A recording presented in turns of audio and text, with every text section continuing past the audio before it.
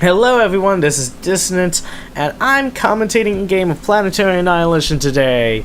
So, this game has a lot of players, and I'm not entirely sure about the team affiliations yet, but I believe this is probably going to be a 1, 2, 3, 4, 5, 6... I'm thinking this is like probably a 4v4 unshared. But there's a chance that maybe it's going to be an FFA. I doubt it, though. I don't feel like it is. I strongly feel that this is a 4v4. Okay, so we're seeing pings all over the place, which sort of indicates that it's probably a team game. I mean, there's the potential for a 2v2v2 maybe, or maybe some uneven team composition, but I'm pretty sure it's a 4v4 most likely. Yeah, our players are going to spawn in eventually. It does look like the pinging has stopped, so let's skip in a bit and approach the actual spawn points. So here we are, 1 minute 56 seconds in.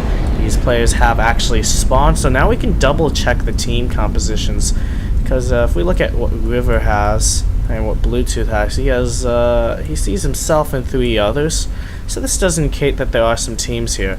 And so the first team here is going to consist of BluTooth here in the dark greenish color, opening with the standard bot factory. Down here we have Fluffy Rainbow Corgi in the yellow, also opening bot factory. Over here we have Romeo from the Nutcrackers in the black, also opening the generic bot factory. And last, can we find River? He's all the way over here, a little isolated from his allies. I feel like they're all slightly isolated, but I feel that okay, he's vaguely close to Fluffy Rainbow Corgi, but River is here in the orange. Okay, so let's take a look at the other team. We have the Nutcrackers' Big Danny here in the dark red here. Has his second factory, an air factory, out already. Gitaxian is over here in the white, which I believe is his most... I think that's his favorite color, because I swear I always see him in white. Yeah, he also has his air factory out now. He's actually scouted out BluTooth already, so it looks like there's gonna be some conflict here. If there's like some docks, maybe there's gonna be a fight between Fabbers and Doxes there. But on the other hand, we have Executive Outcomes here, who's also known as Admiral General, and he's in the dark blue here.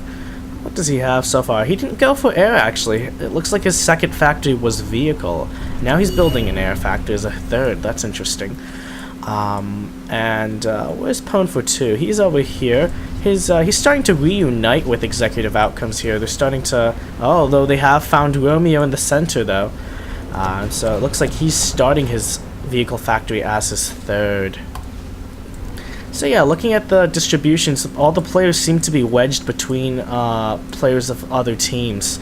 So like, for example, here we have Fluffy Rainbow Corgi and Romeo, who have a united front here, but they're trapped. This connective corridor is trapped between Executive Outcomes and Pwn for 2, so they're gonna have to watch out for that.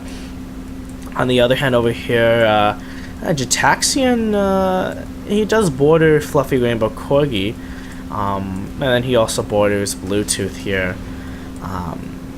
BluTooth and Admiral General might encounter each other soon. Actually, they have already encountered each other, haven't they? I think they did earlier, but not anymore.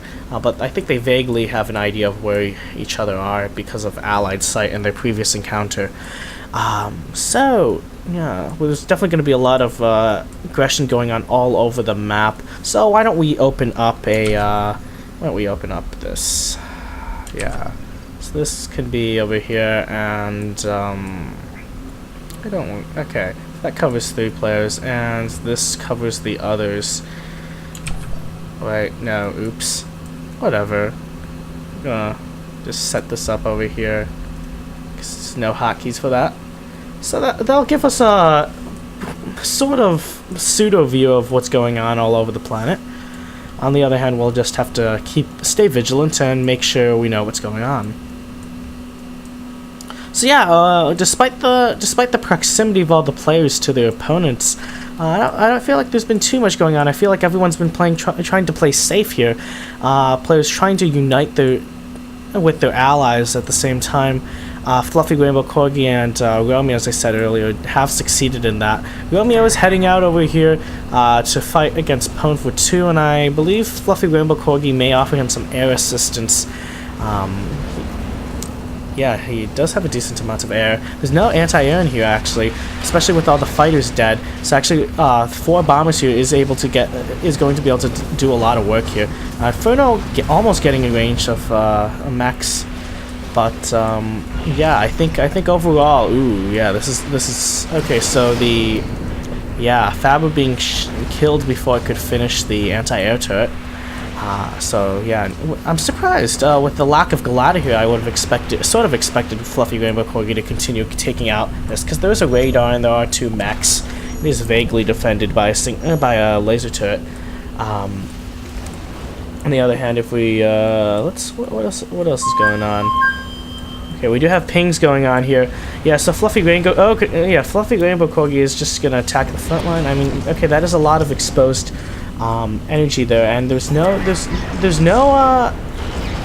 spinners being produced. There's only the only anti-air are these fighters, and the fighters are quite vulnerable. Oh, okay, Admiral General has come in to assist Pwn for 2 though, and with his fighters he should be able to force Fluffy Rainbow Corgi back. Fluffy Rainbow Corgi is trying to take advantage of Romeo's base as defense against the anti-air with the commander there. Admiral General did have a small land force there, which did fall between the combined ground forces of Romeo and the bombers from Fluffy Rainbow Corgi. Fluffy Rainbow Corgi actually has a lot of bombers, I feel. I mean, it does help that he does definitely have air superiority over Pwn for 2, but versus Admiral General, he might actually no. Admiral General doesn't seem to have much air left, so actually he's able to actually get away with it because there isn't too much air overall. I feel like the lack of air might partially be because of the proximity of the spawn locations. A lot of the players decided that maybe tons of air was not desirable, and that maybe getting a second or a third vehicle factory would be superior over going bot and then 2 air or something like that. We have our T2 vehicle factory almost complete now, just finished for Pwn for 2, starting a T2 Faber, which will help because trying to get he doesn't have any mechs left at all. It's kind of funny. I was gonna say, with the limited land space he has, trying to get some T2 mechs down here would be really nice, but actually doesn't have any T1 mechs right now, and he must be, yeah, he's gonna have to resolve that issue. Actually, he doesn't have any Fabers. Wow.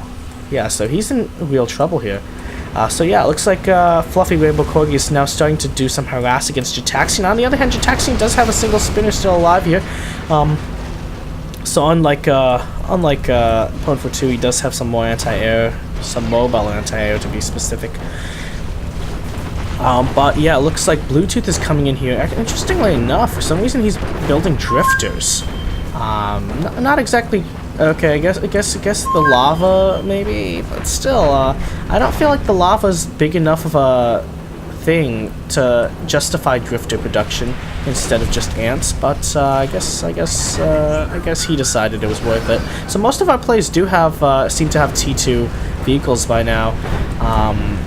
On the other hand, River here, getting his commander awfully close to a lot of levelers here. I think he sent an Uber cannon off, a bunch of bombers trying to take these out. The commander is going to survive, although it's going to be very low. What is that? 9% health. Ouch. Yeah, that's really low. And there's a new army with a couple more levelers coming in, and a lot of ants and a few docks. And I'm not... Yeah, River's definitely going to have to try to retreat his commander as far back as possible. He might lose his whole base, but at the least he needs to try to find some safety, get over to... And oh no, he's actually in a position he isn't linked up with any of his teammates. If theoretically he might be able to meet up with Fluffy Rainbow Corgi here, who's getting a lot done with the air. But because of this group of docks here, I mean, the commander would probably be able to take down the docks if it had any more health. But yeah, that's the first dead, I think. So River being eliminated from the game. Fluffy Rainbow Corgi is doing a lot with his air still. But on the other hand, Gitaxian not fighting him directly, getting kind of bogged down fighting BluTooth here. kind of renders him unable to really punish Fluffy Rainbow Corgi's lack of Tier 2 ground. Because yeah, in terms of T2 vehicles, okay, let's do a checklist. Pwnfo 2 has it. Romeo has it, although he might soon lose his comm. He's definitely in trouble. But he did have T2 vehicles. Of course, the Admiral General has T2 vehicles.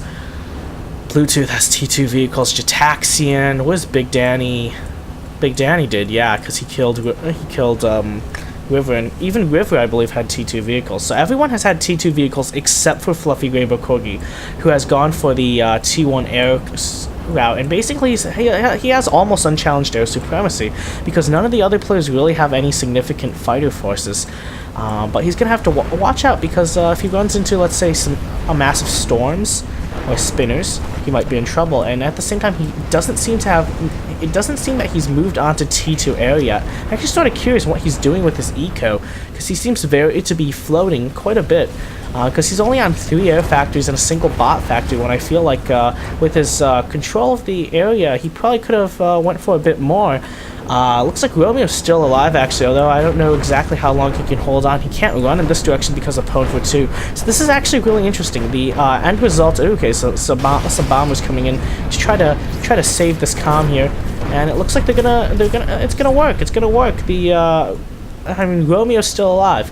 But the interesting caveat of these spawn positions is that very few of these players were ever in an opportunity where they could run their comm into allied territory. Theoretically, if Romeo had his comm closer to the outskirts of his spawn point, he probably could have ran them into Fluffy Rainbow Corgi's territory, although Fluffy Rainbow Corgi wouldn't really be able to defend if Admiral General, let's say, sent a force over. On the other hand, with BluTooth attacking Admiral General, he's been unable to continue and follow up with the harass he did versus Romeo. Romeo just seems to be trying to rebuild mechs right now. Nowhere really to go. Gitaxian is fighting BluTooth now, which is going to force BluTooth to turn away some of his attention from Admiral General in order to deal with this. So yeah, I think our first team is basically just Fluffy Rainbow Corgi and and BluTooth. But on the other hand, Fluffy Rainbow Corgi, with his lack of ground, seems to be hurting a bit here. Actually, that's funny because BluTooth has sent his fighters to assist here, although there's no bombers. And yeah, that's Fluffy Rainbow Corgi's comm dead, so that takes away the air power for the first team. Now it's just BluTooth here, basically, and to a lesser extent Romeo, though Romeo is effectively dead. I mean, he still has some of his eco up, but he doesn't have any production, not a single factory. He's currently working on a single bot factory. He's working on a second, but it's going to be a while until he gets back in the game, especially since every single one of his opponents has T2 vehicles. Yeah, so BluTooth now I believe his resources are relatively exhausted, considering the fact that he's been fighting on so many fronts. I mean, he has the top income of any player, I think. Very impressive. He's managed to basically hold off a 1v2 or 1v3 scenario for large portions of the game. His comm is now in some danger, although it will survive this attack. But yeah, it's under 30%. No, it's at 36%. Okay, it's still alive, but he's going to be in some trouble now because he's almost fighting a 1v4 situation now. The good thing for him is that he isn't. Oh wait, Admiral General has been taken out. So I believe his force that was attacking managed to take out Admiral General, which is very impressive. So I guess BluTooth is in a 1v2 situation right now. Romeo is still barely alive. Luckily for our first team, Pwnfo 2 has not really been doing much since the early game, where he lost a lot to the combined forces of Romeo and Fluffy Rainbow Corgi. Okay, so this is going to be one of the major foci of our game. So we're gonna set our picture-in-picture here, and our other picture-in-picture is, yeah, this is appropriate. So that's awesome. So now the picture-in-pictures make more sense. So actually, Romeo has quite a lot of T1 now, but I'm not. Wow, it's actually might be enough to overwhelm the T2 levelers, especially with the boom bots. That's interesting. But the critical thing here is that there's no T2 mechs here for Romeo. Oh, this is interesting. He's managed to move his comm to a safer place. Because now that Admiral General isn't here, this area is all sort of safe. This could be... Oh, gosh. There goes the comm for BluTooth. Sniped by something that I think I'm going to have to go back to watch. Maybe he just GG'd. Because I don't see anything. I didn't see anything that could have sniped it. Perhaps boombots, but yeah, now Romeo's now this area is no longer quite as safe as it used to be, especially since Pwn4 2's forces are probably now going to come back for Romeo, and now when they route back through this path, they're going to encounter the comm, which is relatively undefended. And so yeah, Romeo now in a 1v3 situation, not exactly the best place to be, especially since he's the only player right now without T2. I think he's trying to use boombots to sort of just overwhelm the T2 vehicles here on this front. Like he's doing lines, he's doing patrol, etc. But he's not really doing patrol. He's just doing lines. Actually, yeah. Gonna try to snipe T2 mechs and stuff. But the thing is, his comm is going to be in danger, really.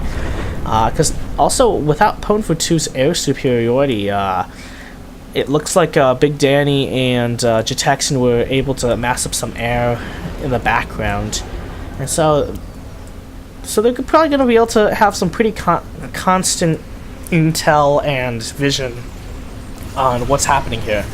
And yeah, I mean, only 2 levelers, but a couple ants too. No, that's 3 levelers. They're just going to march in here. There's nothing to defend the comm, so unless the comm attempts to like attack from, unless it somehow manages to land like a really lucky Ubican, even then it's gonna lose tons of health. I think this comm is, I mean, it's already effectively dead. Here comes the boombots for Gitaxian. If these don't finish the job, actually the boombots will that's funny, the boombots never really had a chance to do anything there. Unfortunate for the boombots.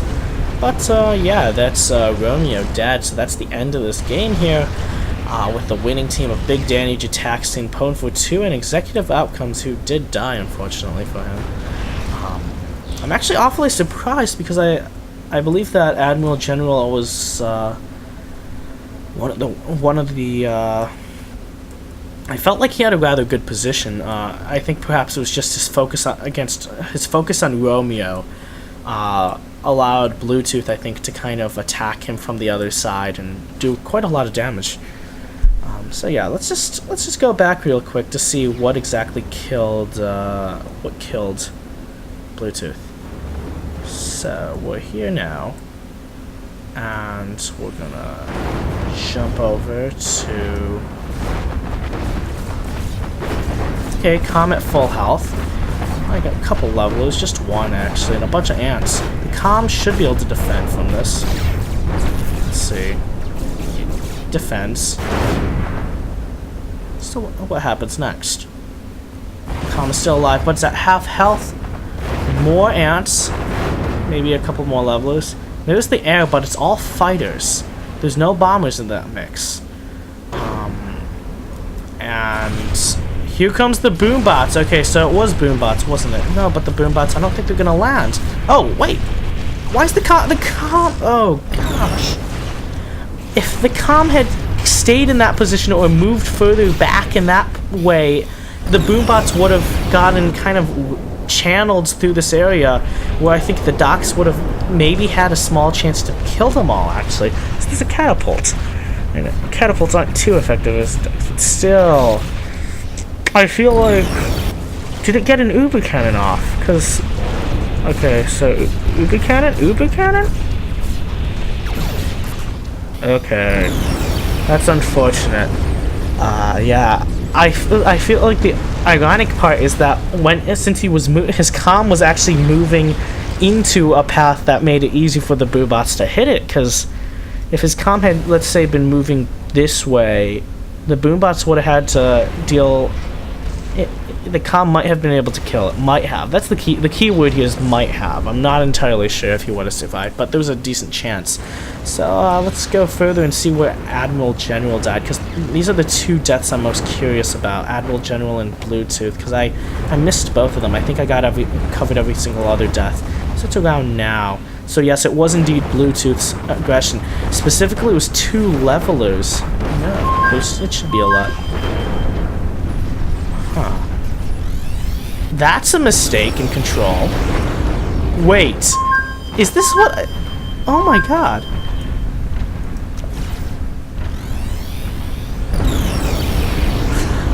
That level was so low. That was really low. How much health did this leveler have? It was at like 19%. And Bluetooth was... Okay, Bluetooth was pinging that, okay. But yeah. And that was a really unfortunate death for Admiral General. Why was this comm there? Let's see. I see. Because this bridge here... Oh, that's really unfortunate. So yeah, really good move from Bluetooth's part with these 2 levelers that came in from this flank. Ironically enough, I think they were originally sent just to clean this area up, but in the end they actually ended up getting the comm kill. So right now they're 75% and 15%. Okay. Huh. I kind of wonder if the comm would have survived if it had fought the levelers head on. It might not have. It might have died that way too, but I feel like it had a chance. It definitely had a chance. Wow. That's really unfortunate. Because ironically, by moving away, it entered a distance where the leveler was out of range of the commander, but the commander was still in range of the leveler. And the leveler was at like 15%. Ouch. How unfortunate.